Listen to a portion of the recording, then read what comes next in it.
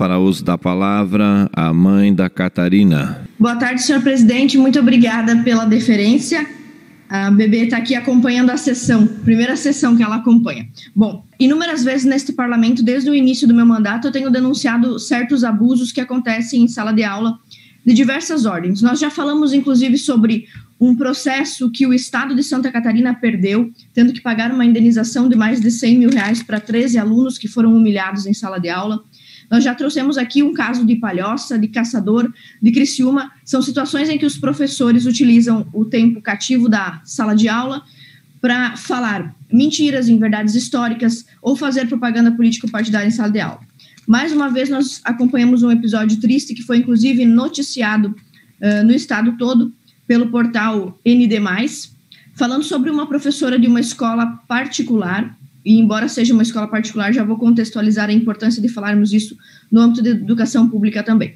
A gente lê aí. Professora de Santa Catarina cria polêmica ao dizer em aula que Bolsonaro armou para matar Marielle. Uma professora de redação de uma escola particular que, no tempo da sua aula, que deveria ser uma aula voltada à língua, gramática, produção textual, acusou falsamente, imputou ao presidente da República o crime de ser mandante de um assassinato. A facada que Bolsonaro tomou foi uma violência política? Sim, o Davi, na verdade o que aconteceu, né? A violência política ela é praticada por políticos.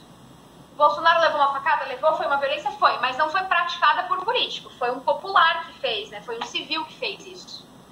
Agora, o que o Bolsonaro armou, né, para matar Marielle Franco, ele sendo um político, matando uma outra política, isso sim é uma violência política. Entendeu o esquema? Agora, o que o Bolsonaro armou, né, para matar Marielle Franco, ele sendo um político, matando uma outra política, isso sim é uma violência política. Entendeu o esquema?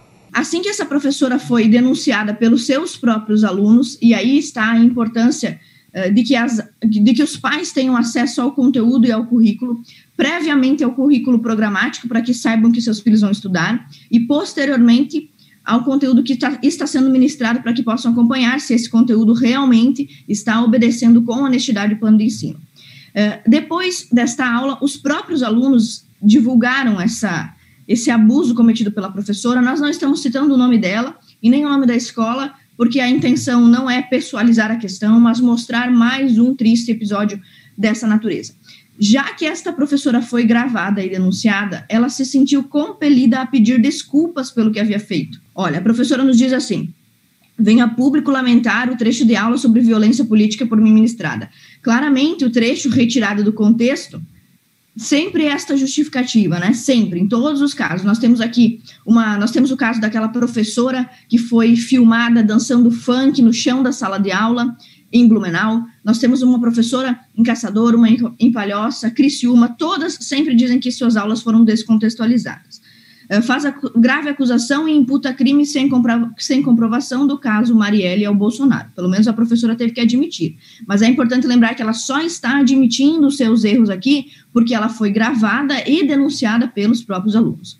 Houve ausência de contexto, haja vista que era uma hipótese que configurava violência política. Reconheço que a frase foi infeliz, ainda mais quando retirada do contexto, por isso, a presente retratação. Peço desculpas pela errada colocação verbal. Bom, em toda a sua justificativa, a professora pede escusas, né, pela sua péssima forma de comunicar, por não ter transmitido a mensagem de uma forma correta, levando em conta que esta é uma professora de redação. A função dela é ensinar aos alunos como passar para as palavras o que está nas suas cabeças, ou seja, como produzir texto ou como organizar em forma de texto aquilo que pensa. Então, esta é a função dela, e ela, em carta de retratação, diz que foi infeliz. Bom, em decorrência de todos esses fatores, nós estamos encaminhando ao Natalino Bioni e à governadora do Estado, governadora interina do Estado, a senhora Daniela Rainer, um ofício de número 32, primeiramente comentando este caso, explicando, transcrevendo toda a fala da professora para contextualizar o nosso pedido que outros casos como esses que nós já passamos aqui e que são casos catarinenses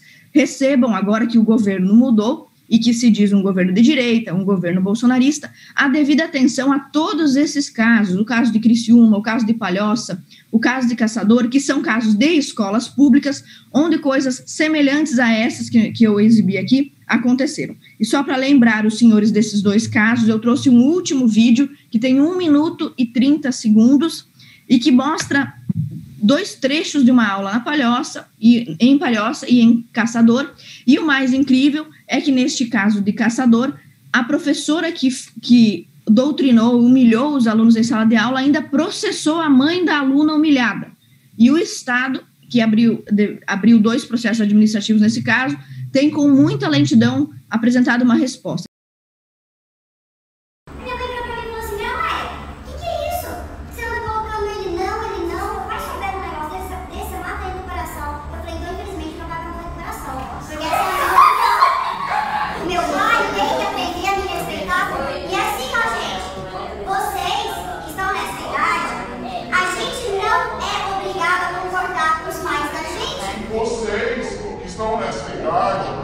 A gente não é obrigado a concordar com os pais da gente.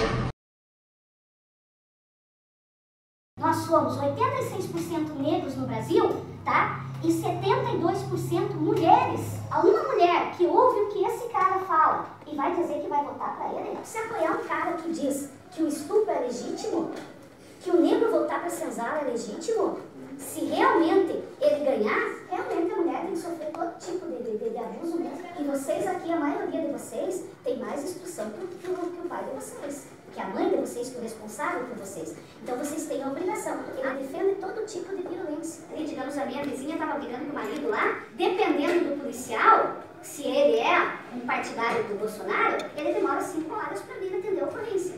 E deixa a mulher ali, os filhos apanharem, né, da forma que foi. Então isso é muito perigoso, pessoal. Na tela o slide 4, que mostra um trecho do ofício que nós estamos encaminhando ao secretário de Educação.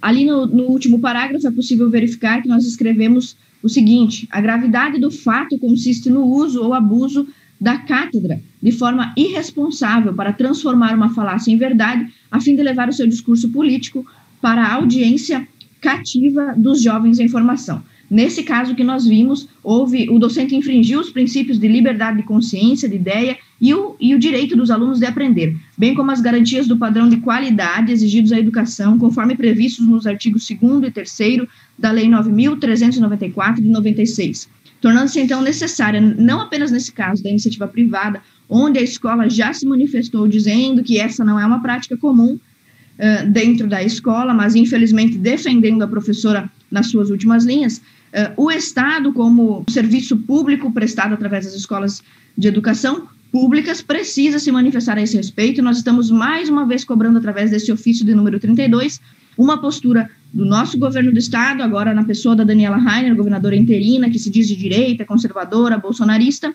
e também na pessoa do Natalino Ghioni, que representa a Secretaria de Educação. Muito obrigada, senhor presidente.